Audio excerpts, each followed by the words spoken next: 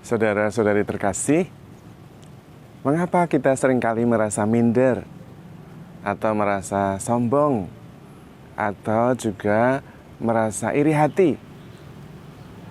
Kita sering merasa minder, sombong, atau iri hati itu disebabkan karena kita sering membanding-bandingkan diri kita dengan orang lain. Padahal membandingkan diri kita dengan orang lain itu tidak ada gunanya. Pertama, karena kita masing-masing itu unik. Masing-masing itu punya sejarah masa lalu yang berbeda-beda. Punya proses pengalaman peristiwa yang membentuk diri kita masing-masing yang tidak ada yang sama. Latar belakangnya berbeda, pendidikannya berbeda, orang tuanya berbeda, sukunya berbeda. Jadi kalau dibandingkan ya tidak bisa. Kita itu diciptakan oleh Tuhan unik, bukan untuk dibandingkan, tapi untuk saling melengkapi.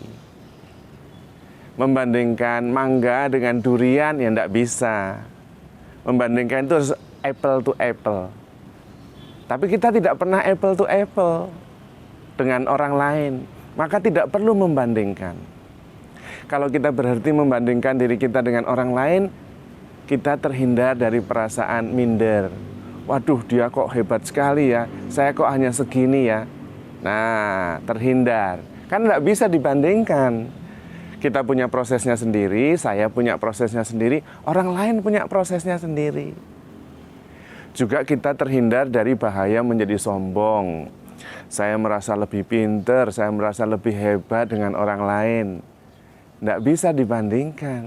Mungkin kita hebat di satu hal, tapi untuk melakukan hal yang lain kita bodoh sekali.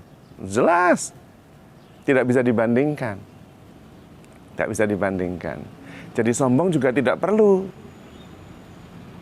Kita juga tidak perlu iri hati, karena kita tidak usah membandingkan. Kalau kita membandingkan, dan ini perlu, yang kita bandingkan adalah diri kita sendiri. Dengan siapa? Dengan diri kita sendiri juga. Bagaimana caranya? Apa yang dibandingkan? Yang dibandingkan adalah diri kita sendiri sekarang dan kemarin, saat ini dan masa lalu. Nah, itu yang harus dibandingkan. Yang dibandingkan apa? Apakah hari ini, sekarang ini saya lebih baik dari kemarin? Apakah hari ini saya lebih damai sejahtera daripada kemarin masa lalu? Karena masalah kerajaan itu masalah damai sejahtera. Bukan makanan dan minuman atau pakaian atau mobil yang kita pakai. Jadi kalau kita bandingkan diri kita sendiri juga, yang kita bandingkan adalah damai sejahtera kita. Apakah sekarang ini kita lebih damai sejahtera daripada masa lalu kemarin? Apakah sekarang ini saya lebih terampil mengasihi, lebih mampu mengampuni daripada masa lalu kemarin? Apakah saya lebih baik pada dasarnya sekarang ini daripada kemarin? Apakah relasi saya dengan Tuhan lebih mesra daripada kemarin-kemarin? Nah, itulah yang perlu. Karena kemudian kita bisa mengukur diri sendiri untuk terus maju. Dan ukurannya jelas, damai sejahtera, relasi dengan Tuhan. Dan itu yang disebut dengan pertobatan.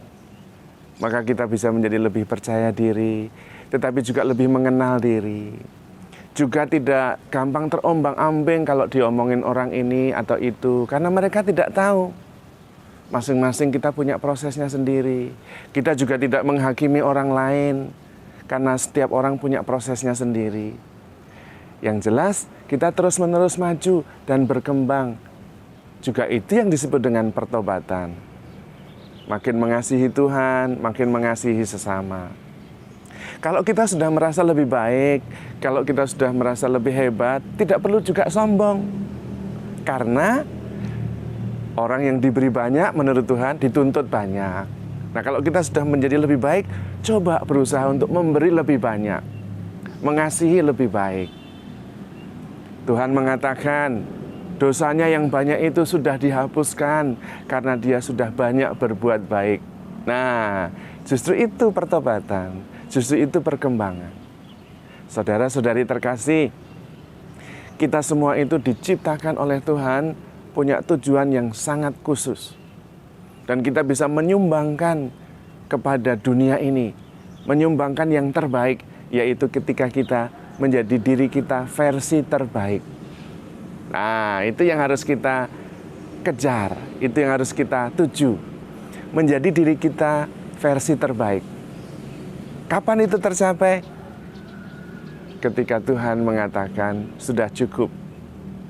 Nah, berarti kita terus-menerus bertumbuh, kita terus-menerus bertobat, menjadi makin baik, makin baik, makin baik. Itulah tujuan kita. Motivasinya apa kita menjadi semakin baik? Supaya kita bisa menyumbangkan yang terbaik sebagaimana Tuhan menciptakan kita. Tujuan Tuhan menciptakan kita adalah memberi diri yang terbaik. Karena itu Tuhan mengatakan kita itu seperti garam, yaitu supaya bisa memberi diri, mengasinkan sampai habis. Supaya dunia ini menjadi lengkap dan utuh. Lengkap dan utuh dan terbaik. Karena masing-masing di antara kita memberi diri versi terbaiknya masing-masing. Dan itu yang Tuhan kehendaki. Maka mari kita terus-menerus maju, jangan menyerah. Karena Tuhan menyertai kita. Tuhan menyertai kitanya justru di dalam perjalanan menjadi diri kita versi terbaik itu. Dan ketika sudah menjadi versi yang terbaik, kita itu berarti sudah memberikan diri segala-galanya. Maka penting dalam usaha untuk menjadi diri kita versi terbaik itu, kita mengikuti ajaran Tuhan, menyangkal diri, memikul salib, dan mengikuti Yesus. Supaya kita menjadi versi terbaik diri kita, sebagaimana Tuhan kehendaki. Makin dekat relasi kita dengan Tuhan, makin damai sejahtera kita. Sehingga jelas hidup kita itu tujuannya makin damai, makin damai, makin damai. Sombong tidak perlu, karena tidak ada gunanya. Iri hati juga tidak perlu. Sakit hati juga tidak perlu, minder apalagi. Tapi kalau kita mengenal diri sendiri, terus-menerus terbiasa menimbang-nimbang bagaimana hari ini, apakah lebih baik dari kemarin, apakah damai sejahtera saya lebih meningkat karena relasi saya dengan Tuhan lebih dekat, dan apakah saya sudah memberi yang terbanyak, yang terbaik, karena untuk itulah kita diciptakan. Dan dengan demikian kita pelan-pelan maju, tidak juga menjadi sombong, tidak juga menjadi kecil hati, karena Tuhan menyertai kita.